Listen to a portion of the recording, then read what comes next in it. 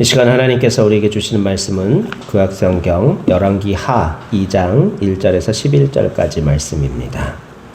해드리겠습니다. 여호와께서 회오리 바람으로 엘리야를 하늘로 올리고자 하실 때 엘리야가 엘리사와 더불어 길갈에서 나아가더니 엘리야가 엘리사에게 이르되 청하건대 너는 여기 머물라 여호와께서 나를 베델로 보내시느니라 하니 엘리사가 이르되 여호와께서 살아계심과 당신의 영혼이 살아있음을 두고 맹세하노니 내가 당신을 떠나지 아니하겠나이다 하는지라. 이에 두 사람이 베델로 내려가니 베델에 있는 선지자의 제자들이 엘리사에게로 나와 그에게 이르되 여호와께서 오늘 당신의 선생을 당신의 머리 위로 데려가실 줄을 아시나이까 하니 이르되 나도 또한 아노니 너희는 잠잠하라 하니라. 엘리야가 그에게 이르되 엘리사야 청하건대 너는 여기 머물라 여호와께서 나를 여리고로 보내시느니라. 엘리사가 이르되 여호와께서 살아계심과 당신의 영혼이 살아있음을 두고 맹세하노니 내가 당신을 떠나지 아니하겠나이다 하니라. 그들이 여리고에 이르매 여리고에 있는 선지자의 제자들이 엘리사에게 나와 이르되 여호와께서 오늘 당신의 선생을 당신의 머리 위로 데려가실 줄을 아시나이까 하니 엘리사가 이르되 나도 아노니 너희는 잠잠하라. 엘리야가 또 엘리사에게 이르되 청하건대 너는 여기 머물라 여호와께서 나를 요단으로 보내시느니라 하니 그가 이르되 여호와께서 살아계심과 당신의 영혼이 살아있음을 두고 맹세하노니 내가 당신을 떠나지 아니하겠나이다 하는지라. 이에 두 사람이 가니라. 선지자의 제자 50명이 가서 멀리 서서 바라보매 그 두 사람이 요단가에 서 있더니 엘리야가 겉옷을 가지고 말아 물을 치매 물이 이리저리 갈라지고 두 사람이 마른 땅 위로 건너더라.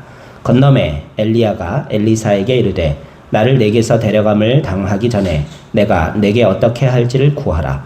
엘리사가 이르되 당신의 성령이 하시는 역사가 갑절이나 내게 있게 하소서 하는지라. 이르되 내가 어려운 일을 구하는도다. 그러나 나를 내게서 데려가시는 것을 내가 보면 그 일이 내게 이루어지려니와 그렇지 아니하면 이루어지지 아니하리라 하고 두 사람이 길을 가며 말하더니 불수레와 불말들이 두 사람을 갈라놓고 엘리야가 회오리 바람으로 하늘로 올라가더라. 아멘. 할렐루야. 창립 1주년 기념 예배를 드리는 저와 여러분에게 하나님의 평강이 충만하시기를 기원합니다. 작년 6월 11일 이런 교회 되게 하소서 찬양을 함께 부르던 모습이 엊그제 같은데 벌써 1년이라는 시간이 지나가 버렸습니다. 또 비가 내리고 나면 잠깐 쌀쌀해지는 것 같은 봄도 다 지나고 이제 후덥지근한 여름이 가까이 다가왔음을 느낄 수 있습니다.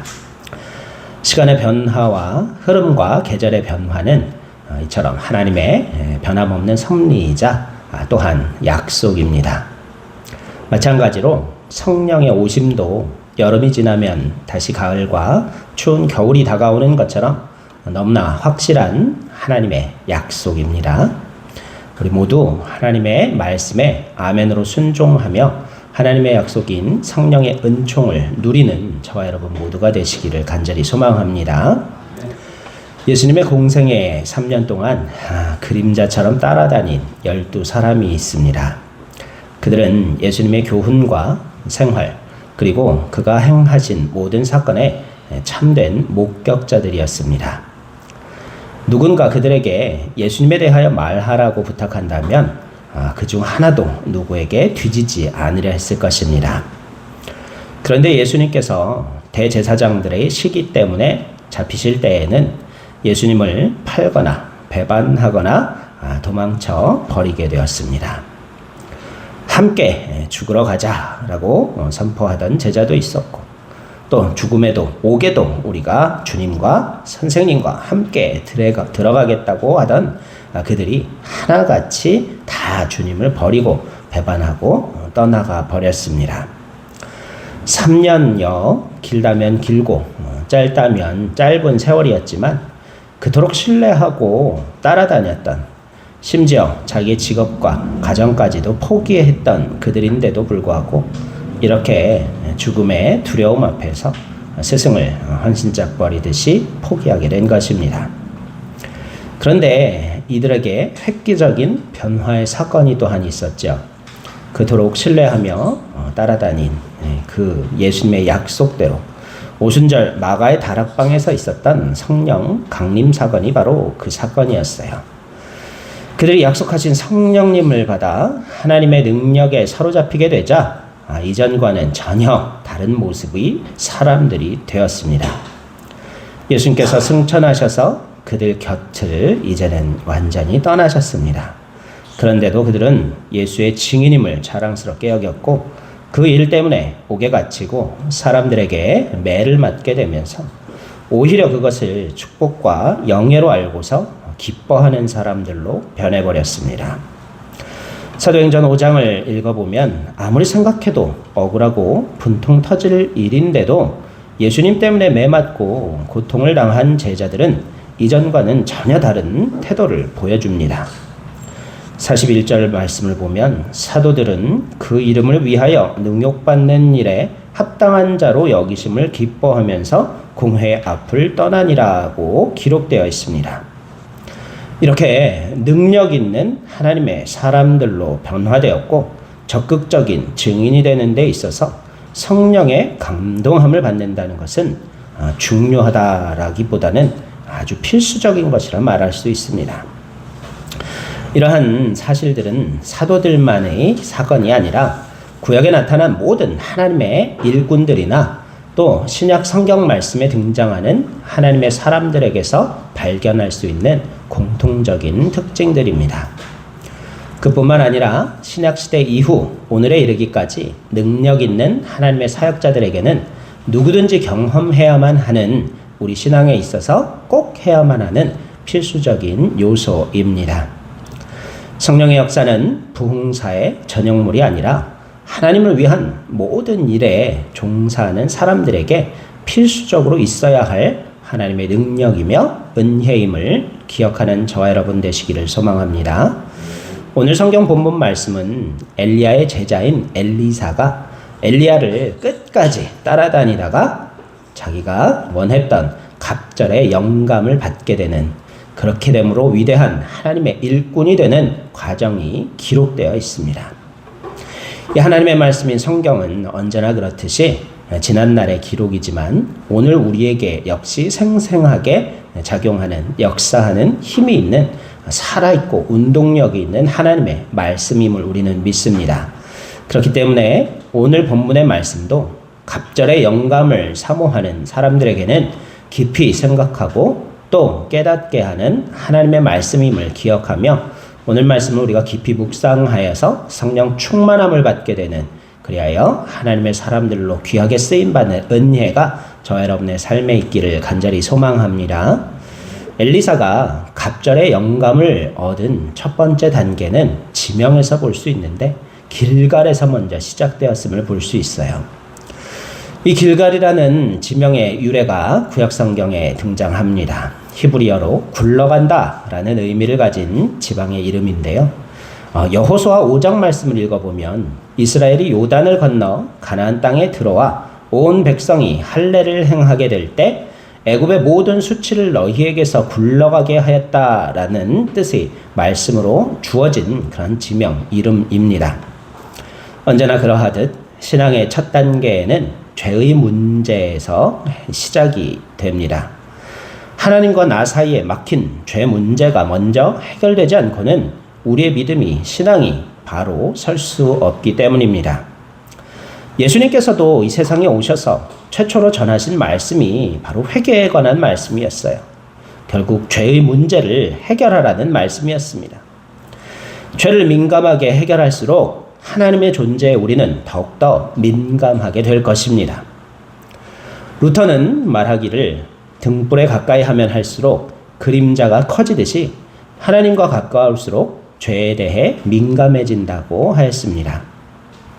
죄를 우리의 삶에서 굴려보내는 신앙의 작업이 다른 어떤 일보다 우선되어야 한다는 가르침입니다.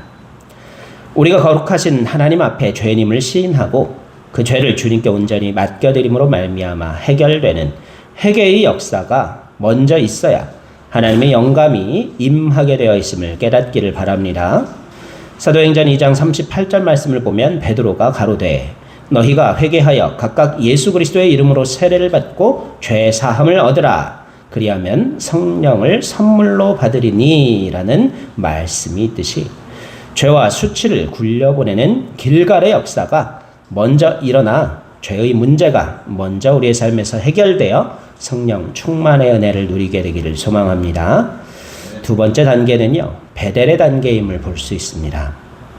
베델이라는 단어는 하나님의 집이라는 뜻입니다. 창세기 28장 말씀을 읽어보면 야곱이 에서의 칼을 피하여 고향을 등지고 하란에 있는 외삼촌 집을 찾아가던 도중 루스라는 곳에서 홀로 지내게 되었습니다. 그는 꿈에 하나님이 함께 하심을 깨닫고 그곳 이름을 베델로 고쳐 부르게 된 것입니다.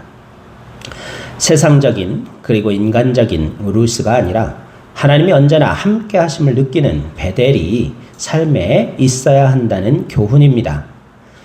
하나님의 사람으로 살기를 원하는 사람이라면 누구나 하나님의 존재를 의식할 수 있어야 합니다. 아무도 없는 곳에서도 살아계신 하나님의 존재를 의식할 수 있는 깨어있는 삶을 살아야만 합니다. 어두운 거리에서도 외딴 장소에서도 아무도 없는 골방에서조차 함께 계신 하나님을 느끼고 언제나 자신이 있는 그곳을 베델로 여기며 사는 삶을 누려야 한다는 말씀입니다. 창세기 39장을 읽어보면 형들의 시기 때문에 팔려 애굽의 시위대장 보디발의 종이 된 요셉이 보디발의 아내가 아무도 없는 틈을 타 유혹할 때 거절하며 이렇게 대답했습니다. 어찌 이 큰 악을 행하여 하나님께 득죄하리이까. 언제나 함께 계신 하나님의 존재를 의식하며 삶의 모든 자리가 베델임을 느끼는 자들은 하나같이 위대한 하나님의 일꾼이 되었음을 우리는 말씀을 통하여 알 수 있습니다. 우리도 매일의 삶에서 하나님의 동행하심과 현존하심을 느끼며 고백하는 성결한 삶을 살아야만 합니다. 아무도 모를 거야 라는 사단의 유혹에 내가 알고 무엇보다 하나님께서 아신다고 단호히 죄악을 거절할 수 있어야 합니다. 고린도전서 3장 16절에서도 너희가 하나님의 성전인 것과 하나님의 성령이 너희 안에 거하시는 것을 알지 못하느냐 말씀하시고 계십니다. 성령 충만한 삶을 살기 위해서는 이처럼 우리가 하나님의 성전임을 깨닫고 거룩하신 성령님께서 거하시기에 합당한 정결한 처소로 날마다 우리 스스로를 새롭게 할 수 있기를 소망합니다. 세 번째 단계는 여리고의 단계입니다. 여리고라는 단어는 향기라는 뜻을 가지고 있습니다. 여리고는 또한 여호수아와 이스라엘 군대가 사람의 재주나 능력을 의지해서가 아니라 순전히 하나님께 순종함으로 점령했던 땅의 성의 이름이기도 합니다. 향기란 또한 제사에 있어서 중요한 의미를 갖습니다. 그래서 하나님께서 제사를 받으셨다는 말로 흠향하셨다라고도 표현합니다. 요한계시록에 와서 보면 향은 성도들의 기도로도 묘사되고 있는 것을 볼 수 있습니다. 요한계시록 5장 8절 말씀을 보면 책을 취하심에 네 생물과 24장로들이 어린 양 앞에 엎드려 각각 검은고와 향이 가득한 금 대접을 가졌으니 이 향은 성도들의 기도들이라는 말씀이 있습니다. 여리고의 단계는 전능하신 하나님의 절대적인 능력을 신뢰하며 끊임없이 기도로 이루어지는 신앙의 단계입니다. 쉬지 말고 기도하라는 말씀, 모든 기도와 간구로 하되 무시로 성령 안에서 기도하라는 말씀이 다 이 말씀입니다. 쉼없는 기도는 큰 영감과 능력을 경험하도록 하는 것을 볼 수 있습니다. 찬송에서도 이 세상 험하고 너 비록 약하나 늘 기도 힘쓰면 큰 권능 얻겠네 라는 가사가 있습니다. 깊은 기도, 그것만이 넘치는 성령의 역사를 일으키는 힘임을 깨닫기를 소망합니다. 기도는 하나님 앞에 드리는 간구와 소망을 이루기 위한 우리의 모든 노력을 포함하는 것이라고 말씀드렸습니다. 그렇기 때문에 거룩한 소망을 가진 성도의 삶은 그 자체가 기도이자 향기입니다. 하나님과 사람들 앞에서 향기로운 삶을 살아가는 것, 그것이 바로 성령 충만을 받기 위한 세 번째 여리고의 단계임을 깨닫기 바랍니다. 네 번째 단계는 바로 요단의 단계입니다. 이 요단이라는 지명은 급한 여울이라는 뜻을 가지고 있습니다. 누구든지 물이 넘치는 요단을 건넌다는 것은 결코 쉬운 일이 아닙니다. 옛것이 가고 다른 새 것으로 산다는 뜻에서 요단강을 건넌다고 말합니다. 그런 의미에서 세례 요한은 요단에서 세례를 베풀었고 예수님께서도 거기에서 세례를 받으셨습니다. 깊은 영감을 얻기 위해서는 십자가에서 완전히 내가 죽고 그리스도와 함께 사는 전혀 새로운 나의 출발을 필요로 하기 때문입니다. 이제까지 쌓아 올린 나라는 여리고 성이 하나님의 기적으로 무너져 내리는 데서 새로운 창조의 역사가 일어나기 때문입니다. 고린도 후서 5장 17절에 있는 말씀대로 그런즉 누구든지 그리스도 안에 있으면 새로운 피조물이라 이전 것은 지나갔으니 보라 새 것이 되었도다. 길갈, 베델, 여리고, 요단을 끝까지 따라다닌 엘리사는 엘리야의 갑절의 영감을 받게 됩니다. 우리도 끝까지 예수님의 길을 따라야 성령 충만함을 받을 수 있게 될 줄 믿습니다. 갑절의 영감을 받은 엘리사가 세상을 살아가는 동안 능력 있는 하나님의 일꾼이 된 것처럼 우리도 성령 충만함을 받아 풍성한 신앙의 열매를 맺는 하나님의 일꾼들이 되기를 간절히 소망합니다.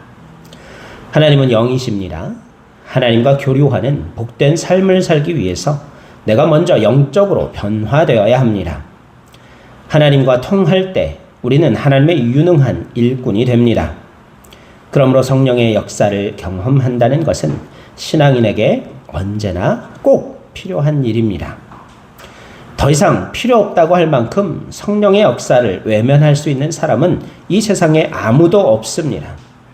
만약 그런 사람이 있다면 그는 하나님의 일을 하는 사람이 아닙니다. 이 자리에 모인 저와 여러분 모두가 길갈, 그리고 베델, 여리고, 요단의 단계들을 모두 거쳐 능력 있는 영감이 넘치는 하나님의 귀한 일꾼들이 모두 되시기를, 능력 있는 주님의 자녀들이 되시기를 간절히 소망합니다. 기도합시다. 사랑의 하나님 감사합니다. 엘리사가 엘리야를 쫓아 갑절의 영감을 얻게 되는 과정과 지명들을 통하여 우리 신앙이 성장하여 가는 단계, 또 성령 충만함을 받기 위하여 필요한 모든 신앙의 여정을 묵상하였습니다.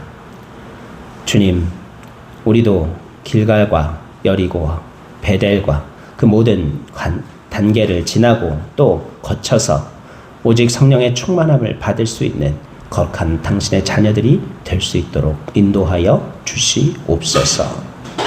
한 주간을 살아갈 때도 우리가 멈춰져 있는 것이 아니라 하나님의 은혜 가운데 힘차게 다름질하여 나아갈 수 있는 믿음의 자녀들이 될 수 있도록 갑절의 영감으로 성령 충만으로 함께해 주실 것을 믿사오며 예수님 이름으로 기도드립니다. 아멘. 축도로 예배를 마치겠습니다. 주 예수 그리스도의 은혜와 하나님 아버지의 크고 무궁하신 사랑하심과 성령님의 인도, 보호, 교류, 교통하여 주시는 크신 은총이 이 시간 쉬어가는 교회 창립 1주년 기념 예배로 주님 앞에 예배한 사랑하는 당신의 모든 백성들 머리 위에, 또 그 가족과 하시는 모든 생업 위에, 우리 쉬어가는 교회와 이 나라와 백성 위에 영원토록 함께하여 주시옵시기만을 간절히 축원하옵나이다.